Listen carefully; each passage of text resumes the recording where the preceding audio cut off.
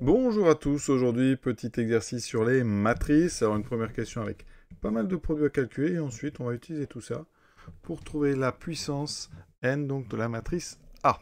Donc on est parti, première chose, donc on a les matrices P et Q et on va calculer P carré, Q carré, P fois Q et Q fois P. Pour P carré, alors on a un tiers fois ça, un tiers fois ça, donc les 1 tiers vous savez on peut les mettre devant, donc ça fera 1 neuvième donc du produit des deux matrices ici. Ça nous donnera donc 1 neuvième. Alors, je rappelle que, je vais expliquer juste pour le premier, pour le terme qui est en première ligne, première colonne, on va prendre ici donc la première ligne, la première matrice, et on va faire fois la première colonne de la deuxième. Pour ça, on prend la colonne ici, on la bascule au-dessus, donc 2, moins 1, moins 1, et on fait 2 fois 2, 4, plus moins 1 fois moins 1, plus moins 1 fois moins 1, ce qui fait 4 plus 1, et ça me donne ici le nombre 6. Et on fait pareil pour chacune des colonnes. Donc en général, une fois qu'on a basculé la première colonne, on s'occupe du terme qui est dessous, en faisant donc deuxième ligne fois première colonne, donc 2 fois moins 1, donc moins 2, moins 4, ici plus 1, moins 4 plus 1, moins 3. Ensuite, moins 2 plus 1, donc moins 1, moins 2, moins 3. Et on continue cette fois-ci avec donc la deuxième colonne. Donc ici, à la place de ça, je vais écrire les coefficients de la deuxième colonne, moins 1, 2, moins 1, et on fait la même chose. D'accord? Moins 2, moins 4, plus 1, moins 3. Et donc là, on commence à voir ce qui va se passer, parce qu'après la ligne suivante, plus 1, plus 4, plus 1, ça fera 6. Et donc vous allez obtenir, et je vous laisse vérifier, ceci. Moins 3, 6. Voilà. Ensuite, cette matrice ici, on va eh bien, la factoriser par 3. Tous les coefficients sont des multiples de 3. Donc ici, cette matrice est donc 3 sur 9 fois ici donc 2, moins 1, moins 1, moins 1, 2, moins 1, moins 1, moins 1, 2. Et on retrouve ici 3 sur 9, ça fait 1 tiers. On trouve exactement P. Donc, on peut le noter, P carré est égal à P. P carré égale P. Maintenant, on passe à Q carré. On a à peu près la même chose, parce que là on a un neuvième, puisque les 1 tiers se mettent ensemble. Ici on a donc, eh bien, assez simplement on bascule que d'un, donc à chaque fois on va avoir des 3 partout. Donc 3, 3, 3, 3, 3, 3, 3, 3, 3. En fait, ce qu'on peut remarquer, c'est que le carré de cette matrice qui n'a que des 1, ben, c'est 3 fois elle-même. D'accord? Et donc ici, si on divise tout par 3 comme tout à l'heure, eh bien vous aurez 1 tiers de 1, 1, 1, 1, 1, 1, 1, 1, et on retrouve exactement Q. Donc deuxième chose, P carré égale P, mais Q carré est aussi égal à Q. On passe maintenant à P fois Q, donc même principe, un neuvième. Ici, alors, si je bascule, c'est simple à basculer, c'est que D1. Donc j'additionne tous les coefficients, ce qui me donne 0. Ici, j'additionne tout 0, 0. Pareil pour la deuxième, donc ici, avec la colonne, tout est pareil, donc je n'obtiens que des 0. Donc ici, j'obtiens la matrice nulle, donc de dimension 3, qui ne contient que des 0. On note ceci. P fois Q égale la matrice nulle de dimension 3. Alors, Q fois P, attention, on n'en sait rien pour l'instant, parce qu'on sait que, que le produit des matrices n'est pas quelque chose de commutatif. La plupart du temps, P fois Q n'est pas égal à Q fois P. Ça arrive, vous allez voir que ça va arriver ici, mais ça n'est pas toujours le cas. Q fois P, donc, même principe. Ici, donc quand on bascule, comme on n'a que des 1, ça revient au même. On va faire les sommes ici et on obtiendra exactement, comme tout à l'heure, des 0 partout. Et donc on retrouve la matrice nulle. Donc PQ est égal à Q fois P. Pour cette fois-ci, P et Q, on dit que P et Q sont des matrices qui commutent. D'accord? Et donc ça va être important, notamment pour la question 3. Si vous avez utilisé pour la faire, vous verrez, je vous donne un petit indice, une façon de la faire avec le binôme de Newton. Voilà. Maintenant, on passe à la question 2. Déterminer deux réels A et B tels que la matrice A est égale à A fois la matrice P plus B fois la matrice Q. Donc là, eh bien, ce qu'on fait, c'est qu'on va identifier tout ça. On obtient donc, je vais commencer à écrire un petit peu, donc à gauche, c'est la matrice A. À droite, je vais calculer, je vais obtenir une matrice 3, 3, mais avec des formules ici. On aura donc 2 tiers de A, moins 1 tiers de A, moins 1 tiers de A, etc. on aurait pu aussi tout multiplier par 9. Je vais vous montrer ça juste après. Là, on obtient ceci. On va faire pareil. On va avec plus B fois l'autre matrice.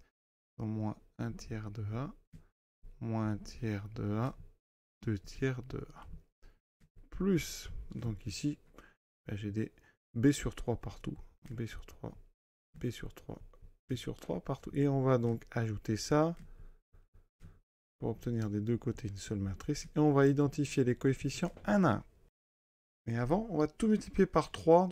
D'accord, donc ici j'aurai 3 fois la matrice A, j'en multiplie tous les coefficients par 3, moins 3, 6, 6. Donc j'aurai des moins 3 soit diagonales et des 6 ailleurs. Voilà. Donc en multipliant tout par 3, les tiers vont disparaître. Donc j'aurai 2A plus B, moins A plus B. Bon, je vais écrire B moins A. Et pareil, B moins A. Ensuite, B moins A, 2A plus B, B moins A. Ensuite, B moins A, B moins A, 2A plus B. Et on va identifier, je vous l'ai dit, les 9 coefficients les uns aux autres. Et donc, j'obtiens. Alors, si je prends déjà les premiers coefficients, 2A plus B égale moins 3. Ensuite, je prends le 6. B moins A égale à 6. Ensuite, B moins A égale 6. B moins A égale 6. Et après, on retrouve uniquement deux équations. Donc, il n'y a que deux équations. Et donc ici, je dois avoir 2A plus B égale à moins 3.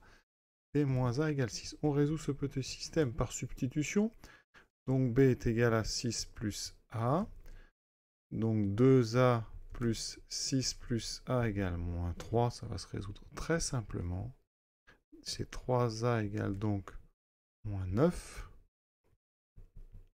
Donc A vaut moins 3. Et B vaut 6 moins 3, c'est-à-dire 3. Donc ici, on vient de montrer que A est égal à moins 3 fois P plus 3 fois Q. Alors, vous ne pouvez pas faire ça avec n'importe quel triplet de matrice. Hein, d'accord, il n'y a pas toujours une relation si simple entre trois matrices. Ici, ça a été fait, fabriqué pour. Hein, d'accord, ne croyez pas que vraiment on peut trouver si simplement des relations entre trois matrices. Troisième et dernière question. Montrer une relation. Alors, il y a deux façons de faire.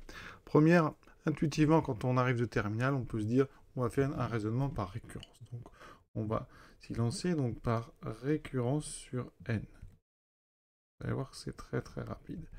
D'abord, pour n égale 0, eh bien, a puissance 0, on va dire que dans le chapitre de matrice, c'est l'identité. L'identité ici 3, c'est-à-dire la matrice avec des 1 ici. Voilà. Et ici, a puissance 0, eh bien, ça fait 1. D'accord, et b puissance 0, ça fait 1. Donc ici, il me resterait p plus q. Et si vous faites p plus q, ben, vous pouvez vérifier. Hein, ça fait, vous additionnez donc tout ce qu'il y a dans p et tout ce qu'il y a dans q, vous aurez 1 tiers de... Hein, je mets le 1 tiers en facteur, donc on a 3, 0, 0, 0, 3, 0, 0, 0, 3. Ça fait 1 tiers de l'unité, on retrouve I3. Donc c'est bon pour n égale 0. Alors, ceux qui n'aiment pas trop la puissance 0, vous pouvez vérifier ça aussi pour n égale 1. Regardez, a puissance 1, ça vaut 1.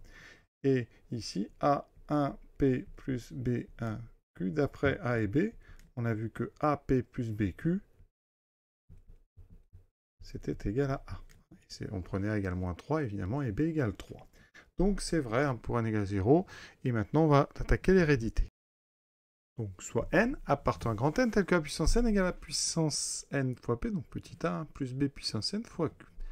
On veut montrer quelque chose sur A puissance n plus 1. Donc A puissance n plus 1, bien, on va dire que c'est A puissance n fois. On aurait pu aussi faire A fois A puissance n. D'accord, ça n'aurait rien changé. Si vous voulez, je vous montrerai rapidement les deux.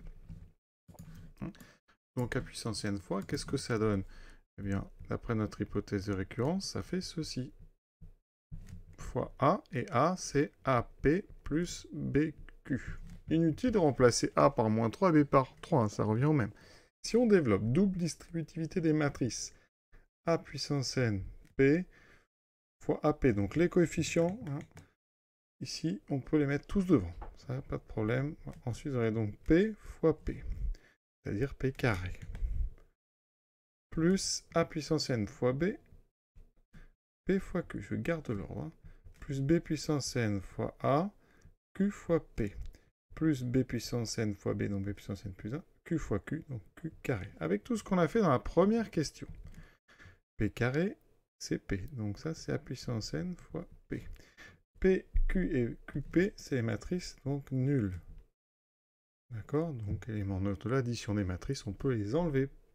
Il nous restera donc plus pn plus 1 fois q carré qui vaut q. Donc, la relation, elle est vraie pour n plus 1. Donc, l'hérédité est vérifiée. Donc, on a une propriété qui est initialisée à 0, qui est héréditaire, donc elle est vraie pour tout n. Vous voyez, très très rapide. Pour ceux qui auraient fait a fois a puissance n, regardez, c'est pareil. Hein. D'accord? On a les produits, donc p carré. Ici, on a ap, donc on regroupe a puissance a bn, pq, et ensuite b a n, qp. 1 plus b, b puissance n, donc voilà. Et on obtient exactement la même chose, il vous reste les deux termes ici, a puissance n fois p et b puissance n plus 1 fois p, enfin a puissance n plus 1 fois p et b puissance n plus 1 fois q. Voilà, ça c'est la méthode donc par une récurrence. Alors il y a une autre façon de faire avec le binôme de Newton. Ce binôme de Newton, le voici. Pour quel que soit b, donc complexe ou réel, souvent en terminale on se contente de réel, mais ça marche avec les complexes, et bien pour tout n appartenant à grand n, a puissance b puissance n, c'est la somme de k égale 0 à n, des k parmi n, à k bn moins k. Alors, petite précision, ici si n égale 0, on admet que quel que soit a et b, ben a plus b puissance 0, ça vaut 1. Et donc on a une somme ici qui sera égale à 0 parmi 0, d'accord, des a0, b0. Donc tous les puissances 0 valent 1 dans ce genre de formule donc algébrique, et 0 parmi 0, par définition, ça vaut 1, donc c'est vrai pour n égale 0. Alors, ici, le souci, c'est que cette formule, elle est vraie, on l'a démontré hein, dans R, dans C. Le souci, c'est que ça marche dans des espaces assez particuliers, dans des endroits où, eh bien, on peut inverser le produit, où il faut que A fois B soit égal à B fois A. Le problème, eh bien, c'est que dans un espace donc dit non commutatif, quand on ne peut pas comme ça changer l'ordre dans un produit, eh bien, cette relation ne marche pas. Parce qu'en fait, eh bien, l'idée, c'est qu'à chaque fois qu'on a des produits, eh bien, on regroupe tous les A ensemble, tous les B ensemble, en changeant l'ordre dans les produits. Et si votre ensemble n'est pas commutatif, vous ne pouvez pas le faire. Donc ici, pourquoi est-ce qu'on va pouvoir le faire? Eh bien, ici, P fois Q égale Q fois P. Donc on peut utiliser cette formule. Ça veut dire qu'ici, hein, eh bien, quand je fais AP plus BQ, il se trouve que A fois P BQ est égal à B fois Q AP, puisque ça fait AB PQ ou ABQP. Et ici, ça fait même 0. D'accord? Matrice, pardon, nulle de l'identité. Matrice nulle en dimension 3. Donc ici, je peux utiliser, en fait, le binôme Newton parce que P et Q commutent. Et donc, on peut utiliser le binôme avec le produit matriciel. Ça veut dire qu'ici, on pourra dire que c'est la somme de k égale 0n des k parmi n. Donc, alors, ici, on a la première matrice, donc c'est A fois P, et la deuxième, B fois Q.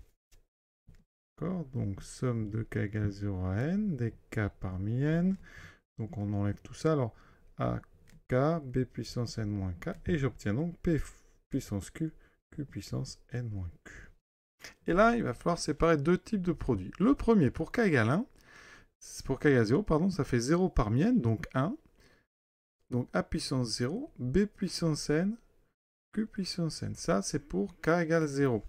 Et ensuite, le dernier, a puissance n, p puissance n. D'accord? Je vais indiquer dessous. Le premier, c'est donc pour k égale 0. Celui-ci, c'est pour k égale n.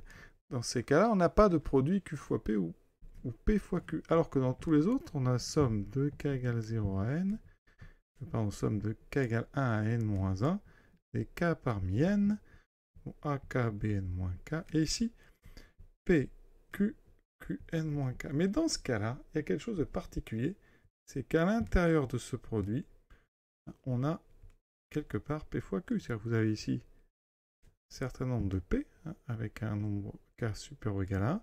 Ici, vous avez un certain nombre de q avec un nombre de q. Alors, on ne va pas mettre k parce que ça ne veut pas dire grand-chose. Ici, on a donc au moins un facteur. Donc, on a au moins un P, et ici on a au moins un Q. Donc on a un produit, parce qu'après on peut associer le produit matriciel est associatif, on peut faire d'abord P fois Q.